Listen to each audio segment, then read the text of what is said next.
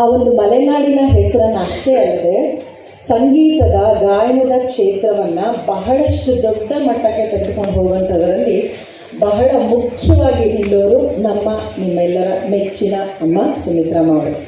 ಏಕೆಂದರೆ ಒಬ್ಬ ಗಾಯಕಿಯಾಗಿ ನಾನು ಬಲ್ಲೆ ಈ ಒಂದು ನೋಡ್ತಾ ಬಂದಿರೋ ಹಾಗೆ 25 ವರ್ಷಗಳಿಂದ ನನ್ನ ಗಾಯನ ಕ್ಷೇತ್ರದಲ್ಲಿ ನಾನು ನೋಡಿದ ಹಾಗೆಯೇ ಎಷ್ಟೊಂದು ಕಷ್ಟ ಕಾರ್ಪಣ್ಯಗಳು, ಅದರಲ್ಲೂ ಒಬ್ಬ ಹೆಣ್ಣು ಫೀಮೇಲ್ ಸಿಂಗರ್ಗೆ ಎಷ್ಟೆಲ್ಲ ಕಷ್ಟಗಳಿರುತ್ತೆ. ಮನೆಯನ್ನು ನೋಡ್ಕೋಬೇಕು, ಹೊರಗಡೆ ಸವಾಲುಗಳನ್ನೆಲ್ಲ ಬಹಳಷ್ಟು ಕಷ್ಟ ಇದೆ. ಅಂಥದ್ರಲ್ಲಿ 70ನೇ ಇಸ್ವಿಯಲ್ಲಿ ಆಗ ಯಾರೂ ಕನ್ನಡದ ಗಾಯಕರು ಹಾಡದಿದ್ದಂಥ ಕ್ಷೇತ್ರಕ್ಕೆ ಇವ್ರು ಹೋಗ್ತಾರೆ.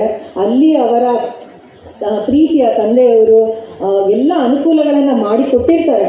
ಇರೋದಕ್ಕೆ ಇರ್ಬೋದು, ಅಡುಗೆಗೆ ಒಬ್ಬರು ಸಹಾಯಕಿಯನ್ನು ಇಟ್ಟಿರ್ತಾರೆ. ಎಲ್ಲ ಮಾಡಿದರೂ ಸಹ ಆ ಒಂದು ಕ್ಷೇತ್ರದಲ್ಲಿ ಹೋಗಿ ಹೆಸರು ಮಾಡೋದಿದೆಯಲ್ಲ, ಅದು ಬಹಳ ಕಷ್ಟನೇ. ಏಕೆಂದರೆ ಅವಾಗ ಯಾರೂ ಇರಲಿಲ್ಲ, ಯಾವ ಮ್ಯೂಸಿಕ್ ಡೈರೆಕ್ಟರ್ಸ್ ಎಲ್ಲಿರ್ತಾರೆ ಗೊತ್ತಿರಲ್ಲ, ಕಾಂಟ್ಯಾಕ್ಟ್ಸ್ ಇಲ್ಲ.